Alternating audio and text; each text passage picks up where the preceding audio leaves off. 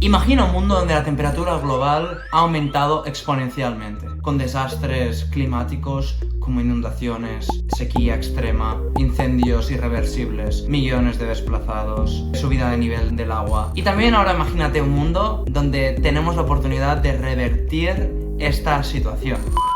¿Es posible realmente revertir el cambio climático? ¿Desastre inevitable o futuro esperanzador? Hoy te llevaremos un viaje para entender que hemos estado al borde del abismo y también ahora ver que existe esa potencial margen, ese rayo de esperanza para revertir los peores efectos del cambio climático. Hoy te lo contamos con una mirada optimística.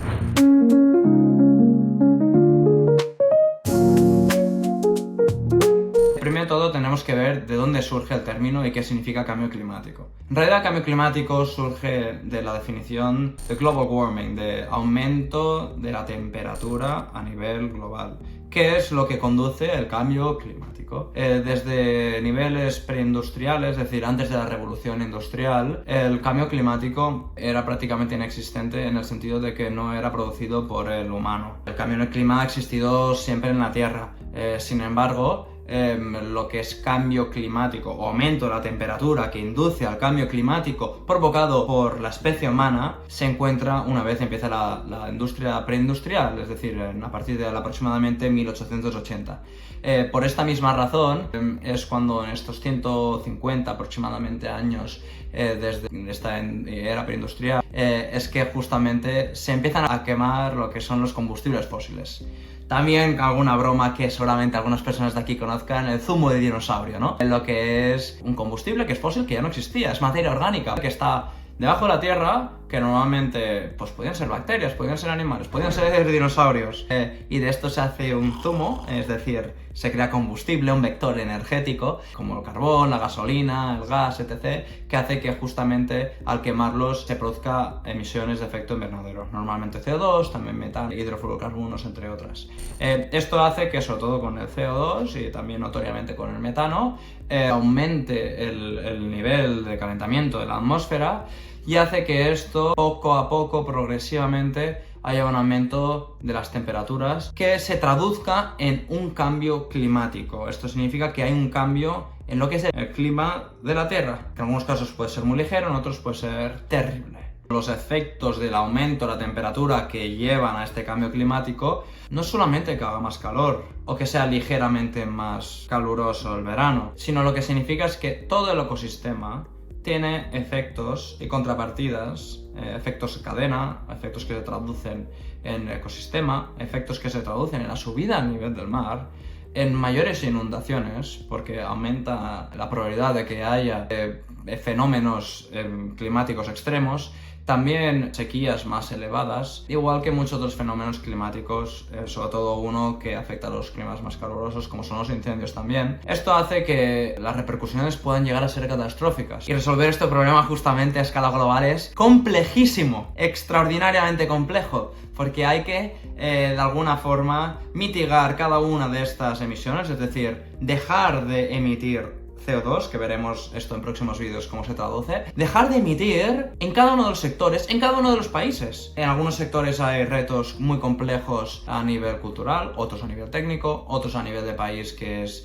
algo que no está bien visto, o a nivel gubernamental pues no hay un gobierno que dé soporte al respecto, o básicamente que el nivel de madurez y desarrollo del país no sea suficientemente elevado para que esto sea una causa primordial del mismo país. Además de que incluso para los países más desarrollados pues también hay otros retos, es normal. Esto hace que sea un problema multidimensional, multifacético, extraordinariamente complejo de resolver, porque es a escala global en cada uno de los sectores y en cada uno pues incluso de los subsectores, subindustrias, países, regiones, a nivel local incluso, etc.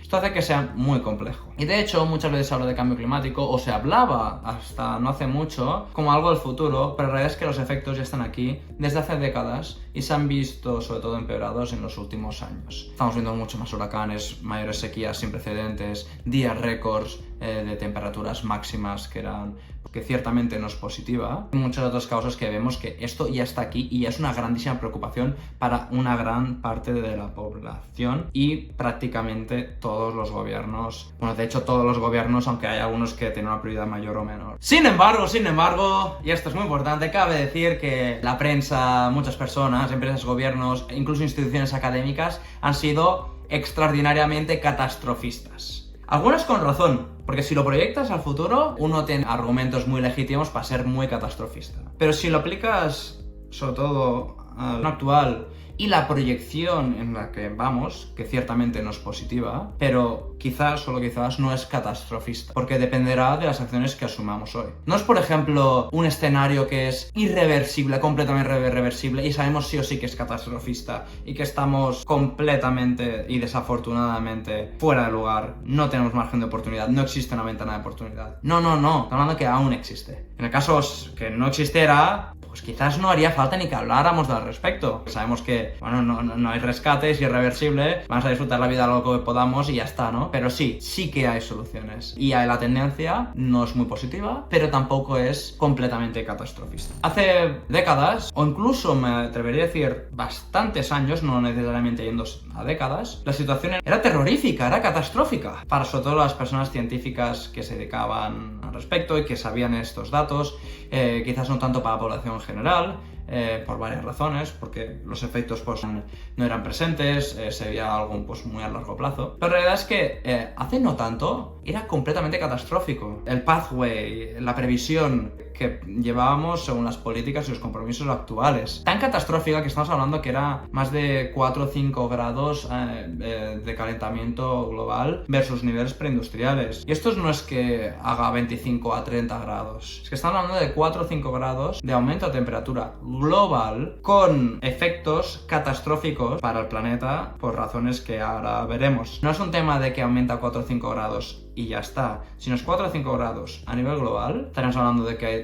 lugares donde es 10 grados, lugares donde es menos. Estamos hablando de que las repercusiones medioambientales son terroríficas, completamente terroríficas, e irreversibles si llegáramos a 4 o 5 grados de aumento de la temperatura versus niveles preindustriales. Este escenario sería un planeta completamente transformado y hostil y sería imposible de vivir y nos tendríamos que realmente ir a vivir a otro planeta con 4 o 5 grados o incluso superior, porque con 4 o 5 grados ya la Tierra se autocalentaría y nos llevaría más. Para entender lo que significa esto realmente, vamos a mirar lo que supondría cada uno de estos escenarios. Como vemos en el siguiente gráfico, aquí podemos ver que la proyección justamente en 2018 que se hizo por Climate Action Tracker, que es una institución pues con mucha legitimidad en materia de cambio climático, vemos que la proyección a finales de este ciclo era entre 4,1 y 4,8 grados, lo que es catastrofista, es terrible, es inimaginable, es inasumible. Vemos que en 2018 también las políticas para entonces nos llevaban a 3,1 y 3,5 grados por encima de lo que serían las políticas de 3,1 y 3,5. Veríamos que ciertamente es un escenario muy malo, pero sigue siendo pues, significativamente más positivo que sin hacer nada, ¿no? Que es el baseline. Y después vemos si las políticas optimistas consideramos los compromisos, estaríamos entre 2,7 y 3. Sí, esto es mucho peor, obviamente, que el objetivo marcado por el Pacto de París, que es llegar a 1,5 grados y 2 grados, y veremos también próximamente qué significa esto. Pero básicamente este es nuestro objetivo, llegar a 1,5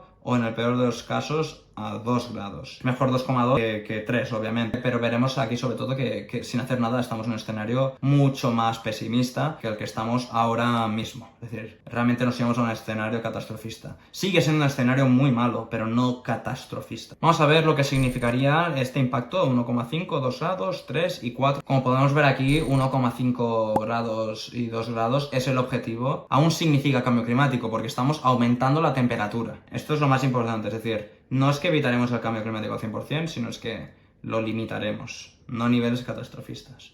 Pero veamos, por ejemplo, qué significa llegar al objetivo 1,5 o al de 2 grados, ¿no? Es que la temperatura del aumento del nivel del mar para finales de este ciclo, que tampoco queda tanto, amigos y amigas, no queda tanto realmente, es que aumente aproximadamente medio metro en ambos escenarios. Medio metro no de longitud, sino de altura, lo que ya para algunos lugares, sobre todo para pequeñas islas, lo que se llama Small Island States, ya sería una catástrofe. Pero para la mayoría de personas en el planeta, no sería necesariamente una catástrofe. Vemos también que para 2300, esto sí que no queda quizás bastante más, la proyección aquí es que aumenta entre 59 centímetros y 81 centímetros, lo que es bastante más significativo, e incluso algunos otros escenarios lo han dado a 1 metro. Pero bueno, es manejable, sobre todo sabiendo que nos quedan 250 años para entonces. Vemos también ahora una comparativa de lo que significaría como un 3,5 cuando se trata de las marine heat waves, es decir, aquellas olas de calor que se producen en el océano. Vemos que al llegar a nuestros objetivos de 1,5 o 2, estamos más o menos 20 veces superior serían el aumento de las olas de calor en el océano. Vemos, sin embargo, que en el escenario de 3,5 grados es 41, y es casi el doble. Depende del escenario, es el doble o más, depende de cuál, un poco menos. Aquí vemos, por ejemplo, el Ártico, ¿no? El Ártico forma una parte fundamental por el efecto albedo, que esto lo veremos también en próximos vídeos, pero vemos sobre todo que si se cumpliera la previsión de 3 grados, que en esta es posible que se cumpla, pero lo más probable es que estemos alrededor de los 2 y picos, 2,1, 2,4, veremos exactamente qué nos depara el futuro, pero vemos que en el caso que se llegaran a los 3 grados, una vez al año en verano, al menos una vez, no habría hielo en el Ártico, que es del tamaño de un pequeño continente. Vemos que esto es muy alarmante versus 1,5 grados, que estamos hablando que solamente hay un 10% de probabilidad de que en verano no haya hielo en el Ártico. Algo que ciertamente pues es un cambio muy drástico, ¿no? Es 10 veces superior. Aquí es donde surgen estas diferencias entre 1,5 y 3 grados. Aquí vemos, por ejemplo, de los días máximos de temperatura anual a nivel diario, subiría en escenarios de 1,5 y 2. Esto es muy obvio, ¿no? Pero vemos la diferencia entre días muy calurosos entre escenario 1,5 y 2. Está hablando de un 9% superior, de un 16 a un 25%, algo que es muy notorio. También podemos ver que el Global Exposure to Heat Waves, es decir, las olas de calor, la exposición global a olas de calor, también sube exponencialmente entre 1,5 y 2, imaginaros en 3 o en 4. Vemos también en la frecuencia de extremos en la Tierra, en lo que sería el continente, aumenta, hace casi un por 3, de 1,5 a 2, imaginaros en otros escenarios. En un escenario de 3 grados, la media de lo que sería la duración de la sequía en meses, estamos hablando de 10 meses adicionales en un escenario de 3 grados por encima de niveles preindustriales de calentamiento. En el escenario ideal serían 2, obviamente 4 en lo que sería el escenario más esperado, o seguramente estaremos entre 4 y 6. Pero vemos que no estamos en escenario catastrofista de 10 meses adicionales de sequía, que sería 3 grados adicionales. Aquí, en cuanto vemos, por ejemplo, la pérdida de biodiversidad, vemos que es en un escenario 4,5, que era el que hemos visto anteriormente, era catastrofista completamente, porque estamos hablando de que la pérdida de biodiversidad es catastrófica en todo tipo de biodiversidad que vemos por aquí, ¿no? Desde vertebrados, invertebrados, a plantas, insectos, mamíferos, pájaros, etc. Estamos hablando de números catastróficos en comparación a lo que serían los escenarios ideales y también los que nos movemos. A nivel económico, porque recordemos que esto es un tema económico, esto es muy importante, vemos justamente que la pérdida de PIB por cápita para lo que sería el objetivo ideal, ya perdemos un 8% de PIB por cápita en el escenario de 2 grados, 13%, y ya os imagináis en el de 4 grados, que no especifica, pero que podemos asumir, al menos si fuera lineal, pues un 26%, probablemente superior, porque esto normalmente no es lineal. Estamos hablando de cantidades enormes en el mundo. También, a los que nos encantan los mosquitos, a mí yo los odio completamente, son bonitos, no lo dudo, para algunas personas pueden serlo, para mí quizás no tanto. Y es que la transmisión subiría en estos escenarios. Y después ya nos vamos, por ejemplo, a Europa, el impacto que tendría en Europa, y vemos, por ejemplo, 3 grados, que es el escenario que seguramente estemos evadiendo. Estamos hablando de que en la península ibérica, por ejemplo, aumentarían 26 días adicionales, los días que hacen mucho calor. Es un mes adicional, es un mes de verano adicional de estos días que no puedes salir de casa. Lo mismo con otros escenarios. Pues bueno, en cambio, los escenarios con los que se trabajan o los ideales, están hablando de un incremento significativo, pero no tan exponencial. Como puedes ver también, lo mismo se aplicaría a las noches tropicales, esas noches que uno no puede dormir, que es inviable.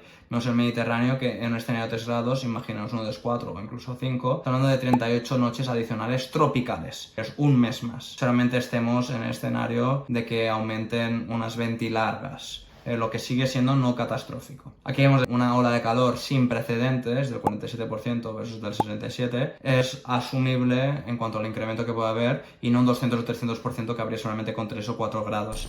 Lo que es la duración de la sequía en media, en métrica de meses, claro, en el sur de Europa es catastrófica, pues estamos hablando de 12 meses adicionales de sequía, es decir, todo el año en sequía prácticamente, ¿no? De media, obviamente, versus lo que sería 2 y 1,5, que es significativamente menor. También en cuanto a la escasez de agua, como vemos por aquí, es que dependiendo del lugar, estamos hablando de bastantes millones adicionales, pero obviamente esto sería mucho peor con escenarios de 3 o 4 grados. Las áreas que estarían quemadas por incendios de media en el Mediterráneo. Y vemos como un escenario de 3 grados, estamos hablando de que aumentaría un 100%. En los otros escenarios de entre un 40 y 62.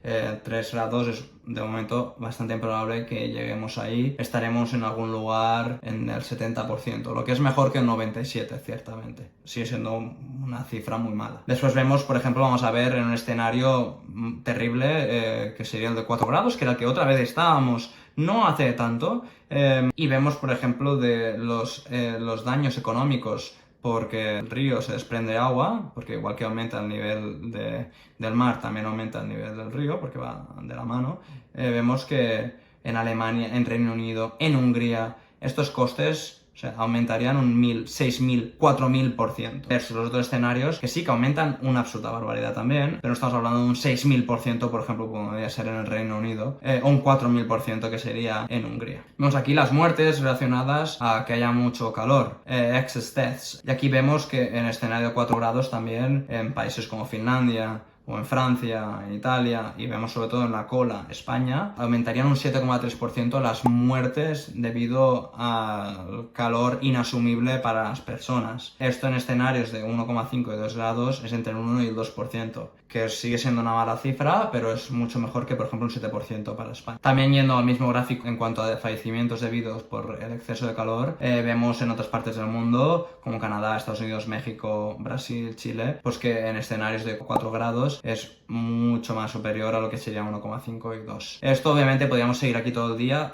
pero básicamente es para ver también un poco cuáles son los impactos dependiendo de la trayectoria en la que estamos. Bueno, pues después de todos estos gráficos vemos que sí, a pesar de que obviamente el escenario no es ideal, sino es significativamente malo, también vemos que no es catastrófico. Y ahora vamos a ver justamente cuál es el escenario actual y por qué se está dando este escenario no catastrófico. Por lo que ahora vamos a ver las buenas noticias.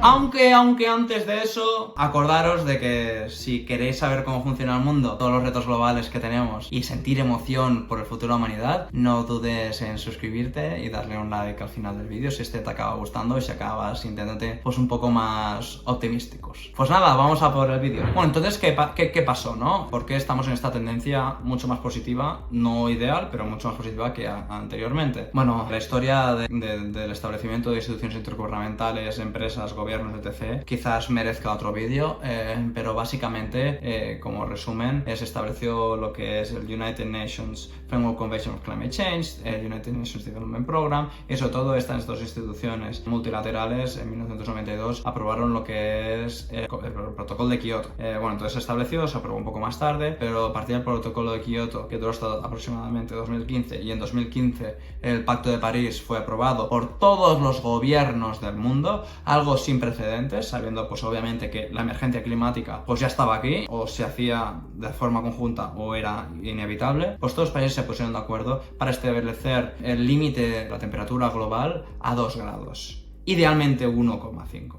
A cabo de unos años se ha visto que este idealmente 1,5 sí debería ser el 1,5 a pesar de que sea muy probable de que no lleguemos ahí. Pero bueno, veamos la tendencia, que estamos a 4 largos o incluso 5, pues el objetivo era 2, idealmente 1,5, y de aquí surgieron muchas acciones a nivel gubernamental y también empresarial, lo que ha hecho que estemos en una situación no catastrofista, tampoco muy buena, no vamos a mentirnos, pero esto es lo que hace que también estemos aquí hoy. Si volvemos a lo que sería un gráfico similar al anterior, vemos que según otra vez Climate Action Tracker, y anteriormente vimos lo que era el gráfico en 2018, ahora vemos el que es el de 2023, vemos que justamente la proyección actual, con políticas y con acción actuales, estarían entre 2,5 y 2,9 grados, lo que es mejor que anteriormente. Y vemos que si se consideran los compromisos es decir, aquellos compromisos que han hecho pero no se han activado ninguna política o ninguna acción asociada, estaríamos en 2,1 o incluso en un escenario optimista en 1,8. Por lo tanto, ya existen escenarios donde podemos visualizarnos en que estaríamos alrededor de los 2 grados o incluso por debajo, aunque ningún escenario optimista cuadra con los 1,5 grados, que es el objetivo ideal. Por lo tanto, vemos que ya estamos lejos de los 4 grados, obviamente, muy probablemente de los 3, y estaremos, lo más probable, en algún lugar entre los 2 y los 2 muy largos. Idealmente, cuanto menos mejor, porque hemos visto que cada 0,1 importa y mucho. Esto ha ocurrido justamente por muchas razones, pero una fundamental es, por ejemplo, más allá de la consciencia y de la acción gubernamental, es la eficiencia y los bajos costes, por ejemplo, de la energía renovable. Que esto se viene gracias a la innovación social de empresas y de gobiernos. Hay muchísimas otras causas, desde manifestaciones en las calles, como Fridays for Future, esto todo prepandemia sobre todo, como también acciones únicas por parte de algunas empresas, como también liderazgo por parte de organizaciones multilaterales o por parte de gobiernos. Pero vemos que una de las razones es el coste de las energías renovables. Vemos obviamente que la energía renovable es no solamente la más segura, sino también la más limpia. Vemos aquí un gráfico que lo expresa muy bien de Our World in Data, que ciertamente lo recomiendo a todas las personas. Y vemos, por ejemplo, también, entre otras, energía nuclear, que también es de las más seguras y limpias, algo que miraremos en otro vídeo, porque suele ser un tema pues controvertido y ya lo miraremos en futuros vídeos. Pero vemos sobre todo que la energía solar y eólica y también obviamente hidráulica, vemos que es muy segura y también muy limpia. Vemos aquí un gráfico que lo tenemos que ver un poquito pequeño porque la curva es exponencial, y es que el precio de la electricidad, vemos que la energía solar desde el 2009 a 2019 ha bajado un 89% en estos 10 años. Algo único que hace que esto sea posible, esta transición climática. También, por ejemplo, la energía eólica ha declinado un 70% en estos 10 años. Desde 1997 hemos visto también que el precio por watt ha descendido un 99,6% desde 1976. Esto es inédito. Esto es algo para darnos esperanza, darnos optimismo, de que han bajado significativamente pues, sus costes también relacionados a lo que son las energías renovables. En este caso, la más notoria es la energía solar. Vemos aquí un último gráfico que vemos también cómo la electricidad por parte de la energía renovable ha bajado mucho más, sobre todo, que las otras. Es decir, al final, las alternativas también es importante ver cuál es pues, su progresión. Y vemos que en otras energías, sobre todo en carbón, también nuclear, han subido o se han mantenido igual. Y las otras ya son más baratas en general de producir que, por ejemplo, el carbón. Esto es fundamental porque en el momento que esto ocurre, la señal de mercado es que básicamente el incentivo es de la mano de la energía renovable y no del combustible fósil, o en este caso en particular el carbón. Pero esto, bueno, tiene otras implicaciones a nivel de seguridad o del precio total del energy mix, no solamente de la producción de esa energía en particular, algo que ya veremos en futuros vídeos. Pues hacer todos estos esfuerzos, otra vez estamos en un escenario aproximadamente entre los 2,1 y 2,7, incluso en los 1,8 y 2,7. Lo que ciertamente no son buenas noticias, para nada. Tenemos que trabajar para llegar lo más cercano a 1,5 o a 2 grados. Sin embargo, no es una catástrofe completa, como seguramente en algunos medios o algún familiar o algún amigo te haya podido llegar a comentar o hayas tú podido ver, por ejemplo, en redes sociales. Es por lo tanto que tenemos que seguir trabajando. Es una urgencia, es una emergencia enorme, pero todavía sí hay muchas razones por las que ser optimista, porque otra vez la historia nos lo explica. Estamos en una proyección muchísimo peor, y también porque estamos aún a tiempo de vivir en un planeta, en una sociedad en la que justamente no haya este impacto completamente irreversible a nivel medioambiental, que tiene consecuencias enormes a nivel económicas y sociales. Y esto demuestra otra vez que la acción colectiva, la cooperación global y también la acción individual, hasta cierto punto obviamente, son fundamentales para la mitigación y la adaptación del cambio climático. Y esto puede marcar una diferencia real. De hecho, está marcando esta diferencia real, y esperamos también que lo pueda seguir marcando de aquí hasta el 2100 para que justamente podamos vivir en una sociedad más próspera y regenerativa. Estamos viendo un cambio de mentalidad global por parte de gobiernos, por parte de empresas, por parte de ciudadanos, por parte de inversores, de la sociedad civil, y este ecosistema, este movimiento es lo que hace que esto sea posible.